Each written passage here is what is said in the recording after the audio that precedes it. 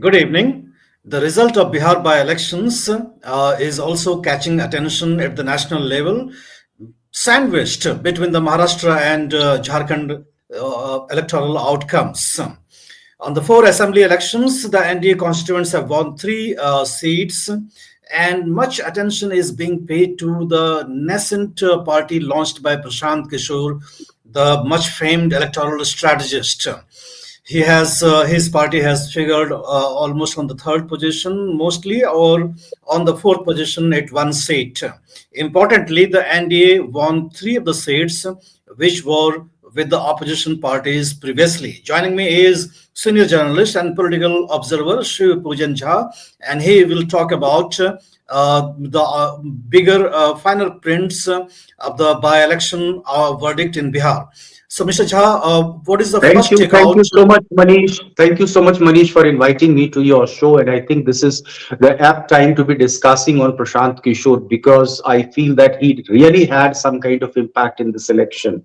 The fact that the NDA is in a position, this time was in a position to take all the four seats, three seats rather, which was in the kitty of India alliance, and all the four seats went in favor of the NDA. It speaks volumes for the fact that possibly Prashant Kishor could possibly have a role in the same. Yes, you are putting some question to me.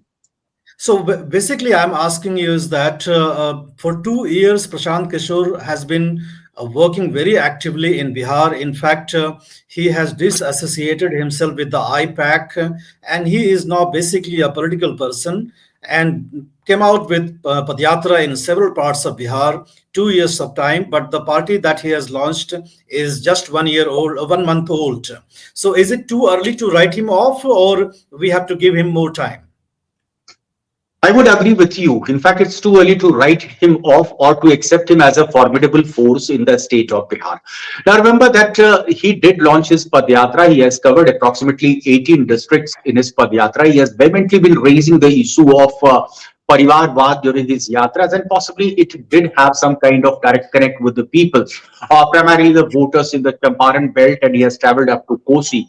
Now, the areas that went to the polls, where we saw the by polls, there Prasant Kishore decided to put his own candidates. The party was launched on 2nd of October. In fact, the party was still to establish its connect with the voters in this particular part, in this area that we are talking about.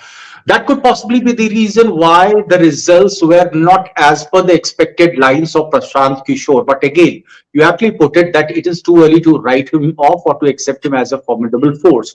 There are a couple of reasons behind it. What are the issues that Prashant Kishore has been trying to raise? I remember that quite recently he has been directly establishing his connect with the voters, saying that in 2025, when you come back to your home state for Chhath, you don't have to go back again.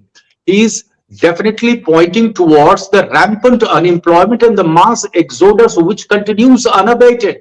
It has been going on. Possibly you are witness to it. I am witness to it. Which left this home state primarily for what reasons? For higher education and for employment purpose. And this is cutting across social strata. There are people who are cramming into trains, and such visuals are still quite glaring, quite apparent. We have not been able to change that significantly. And the alibi which is often given is that we are a landlocked state, and that is the reason why there is hardly any kind of investment. Manish, the fact remains that the ugly pictures, which are more or less like a blight on the fair face of Bihar, we definitely talk about the glorious past of this state. But then what was the ugly reality during the lockdown? I myself covered those people who had walked for hundreds and hundreds of kilometers, even as Nitish Kumar government was looking the other way, was saying that there is lockdown and these people should not be allowed in the state, while the Yogi government was working night and day to ensure that all those people who are migrating from one part to the other because they had lost their job. There was lockdown, the factories were shut down. There was support in Uttar Pradesh, hardly any kind of support in Bihar. Now those experiences are there, they are indelible, they will remain, they are etched in the memory of the people, and this is what Prashant Kishor is trying to rake up at this stage when Bihar is all set to face 2025. Now lots of people, lots of political pundits are also indicating, Manish, that is this the glimpse of 2025 election?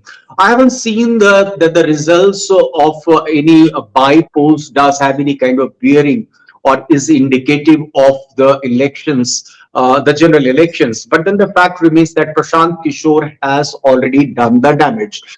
The areas which were regarded as the pocket borough of the of the RJD, he has hit there hard. He has already managed to get approximately 10% of the vote share without any kind of much preparation. And this he does against the parties that have got a huge cadre base, the parties that have been in existence, the parties that can easily flout, that they have got a sizable chunk of such and such caste vote. While we do acknowledge the fact that there is rigid compartmentalization of caste lines, we have a new player who has already come and who he has made a mark for himself. Manish. On this note, I will try to bring your attention to two aspects.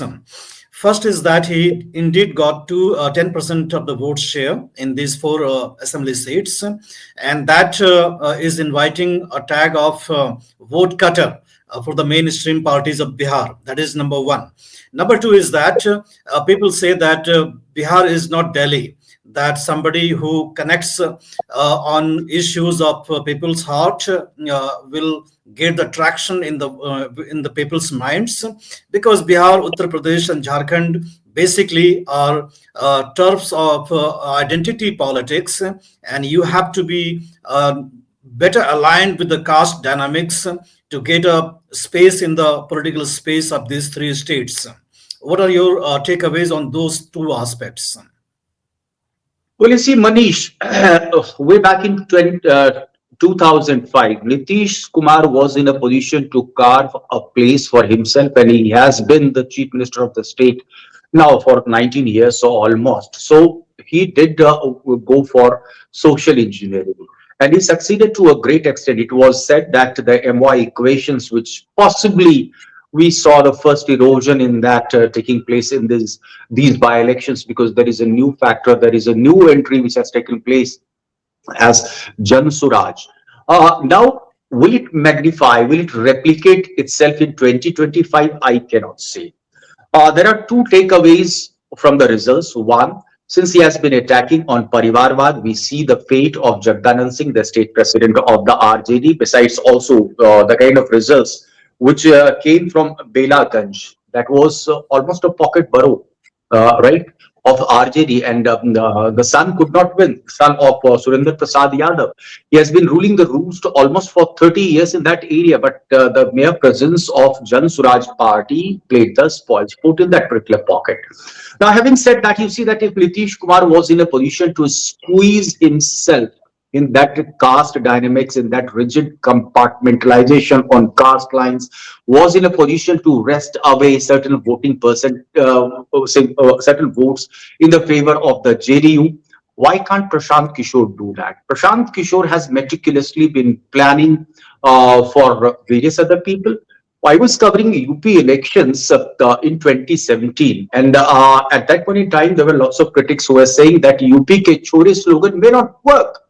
We have seen that work, okay, late it did, but did it not work? We have seen how Prashant Kishor has planned the elections even in the state of Bihar way back in 2015. The BJP was on a winning spree. There was a thumping majority which the BJP had managed to get in 2014. But what stopped the BJP from wresting control of the state of Bihar? Prashant Kishor did play a pivotal role. So Prashant Kishor is not a fledgling in politics. They may have say laid the chessboard for the various political masters that he has worked with, and he can do that for himself as well. The results won't be a dampener for Prashant Kishor. And yesterday I was listening to his press conference, and I can easily make it out that he possibly has drawn his inferences from these results. And he knows where possibly the party is lacking. Remember that he had to even change the candidates at two places. One thing which is very unique in Jan Suraj, and I must salute Prashant Kishor and the party for that, is that there possibly is glimpse of some kind of democracy existing within this party. Because if there is some resentment taking place against a particular candidate that has been put in place, the candidate is replaced here. There is consensus that prevails in selection of candidates. Does that prevail in the RJD? Does that prevail in the BJP? Does that prevail in the JDU itself? Nitish Kumar will be taking the call, and the final call would be taken by him alone. Now let's understand what is going to be the dynamics in 2025. Prashant Kishor is a new entrant. I do not know whether he will be in a position to make any kind of mark in 2025, but he will definitely prove to be a big dampener for parties like the RJD that have been harping a lot on MY equations. Possibly, I see that the first glimpse of erosion in the same.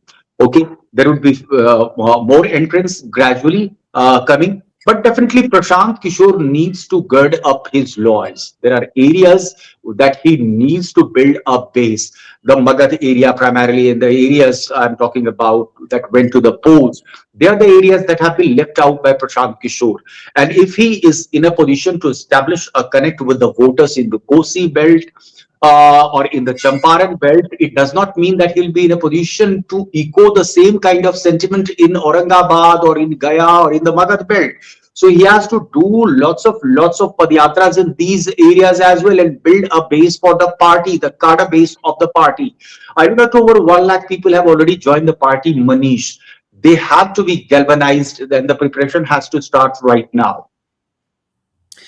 So for those who are not from Bihar and those who are watching this video, I must tell you that there are regions in Bihar which vote differently, think differently, and there is a talk that Bihar is an amalgamation of different sub-state regionalism. So, for instance, in the Lok Sabha elections, the region in what Mr. Jha is talking about, that consists of Ara and other parts which BJP lost heavily. 4 seats BJP had lost in those regions.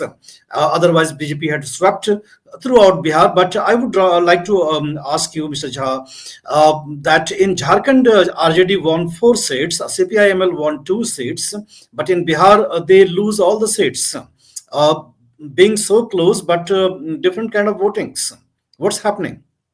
Well, you see that the voting pattern definitely was different in the state of Jharkhand, predominantly a tribal state. The issues were entirely different, and the issues this time in Bihar were entirely different. This is by-election. Let's remember, this is by-election. One thing good about the NDA this time was that there was no Chirag Paswan going against Nitish Kumar. They did show solidarity, and I could easily see that they addressed several rallies wherein Nitish Kumar was also present, and the tall leaders within the BJP were also present. Chirag Paswan was also present in most of these, public gatherings. So the message which they were in a position to send aloud was loud and clear that Nitish Kumar is not going anywhere. In the recent past, we had seen that there was possibly an attempt to project that Nitish Kumar is again contemplating some kind of U-turn. He tried to put to rest all those speculations, and I think that did go in favor of the NDA to a great extent. BJP completely stopped sending any kind of fillers or signals that it wants to change the leadership in 2025. We have Samrat Chaudhary, who had vowed and he put on his turban, now speaking in favor of Nitish Kumar. So more or less it appears that the BJP has realized that it has to play the second fiddle to Nitish Kumar.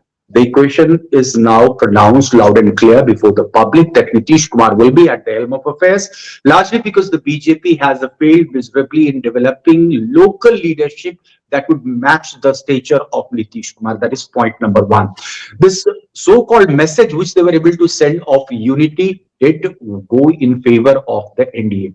Remember that Lalu Prasad Yadav has not been campaigning. I haven't seen him campaigning much in 2014. I haven't seen him. In fact, I attended several rallies of Tejaswi and even Tej Pratap. Why was it this time that Lalu Prasad Yadav went for a campaign in by-elections, that too in by-elections? You could really easily understand that possibly the Yadav family is getting rattled with the entry of Prashant Kishor. They know it well that this is going to be disastrous if a stitch in time is not done for the party. That is the reason why even Lalu Prasad Yadav had to go out this time to campaign despite ailing health. Now, the fact remains is that how will the equation emerge in 2025?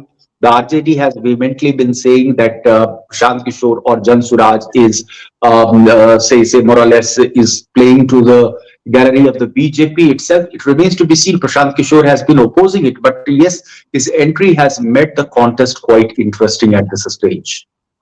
I would like you to explain to us that Prashant Kishore hails from an upper caste, that background that we know, and he is basically appealing to the professional group of people, those who are from the bureaucracy or from professional private companies who have worked in those areas. And thirdly, he has been mostly attacking Nitish Kumar. Then why is RJD being damaged because of Prashant Kishore's party? Well, you see, in the attacks that Prashant Kishore has been making, and he has been doing that in almost every sabha that he is conducting. He has been walking in the remote pockets, talking to the women in those areas, the elderly in the areas, and very categorically saying, "Why is it that ki Lalu ka beta hi mukhyamantri banega?" Don't you think that it will have some kind of eco sentiment, the resonance effect that we see? So it is resonating primarily in the areas where Prashant Kishore has gone. It is resonating. He has been attacking very attacking on Nitish Kumar as well as the BJP. But more or less, I think that this Parivarvad is one issue which has split to a great extent. He has been more vitriolic in his attack when it comes to targeting the Lalu Prasad Yadav family, categorically saying "Naumi fail banega Mukhyamantri." That kind of hard statements have been coming from Prashant Kishore. So, can we draw a parallel? But it would be too early for that also. But let's take Maharashtra for instance. Two political parties which are associated with politics of dynasty, Shiv Sena, Uddhav Thackeray, and Nationalist Congress Party, Sharad Chandra. Both have been decimated in the Maharashtra elections. In Jharkhand, BJP was accused of nepotism in ticket distribution. A lot of relatives of the BJP former CMs and ministers were given tickets. They mostly lost the elections. So, do you think that there is a new wave against politics of dynasty and people are voting against dynasts, which includes even Bihar by elections? Obviously, I'm able to see a pattern to it, Manish, but how long will it prevail? You never know. There are populist measures that often decide the voting pattern of people, and we have seen that happening in Delhi. We have seen that happening in various other parts of the country. So these populist measures, I think, are of biggest importance unless and until the voters are educated enough. Yes, to some extent, I would agree to your contention, your views here, that people definitely seem averse to dynastic politics. Possibly they're fed up with it. Now, what is happening in the Indian electorate? What exactly is happening? The change which I'm able to see, I may be wrong. It's my personal assessment. There is altogether new generation which is gradually coming up, and it's not the elderly in the house who is deciding the voting pattern of this new generation.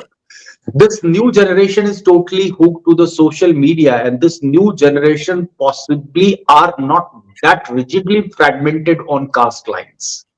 Yes, to dynastic politics, they are averse and they are quite vocal about it. Whether it translates to their, say, voting pattern, that remains to be seen. Maybe my assessment may not have favorable echo, but I'm able to see, yes, to a great extent, this might happen. And this is happening.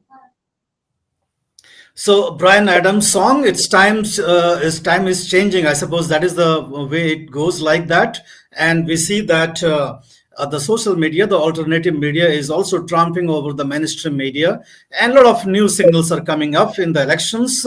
Bihar by-elections are too early to read or give any message for the next year October election of the assembly elections in Bihar.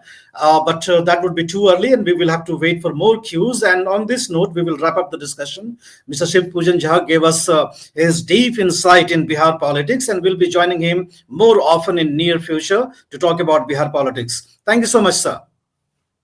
Thank you so much, Manish. Thank you.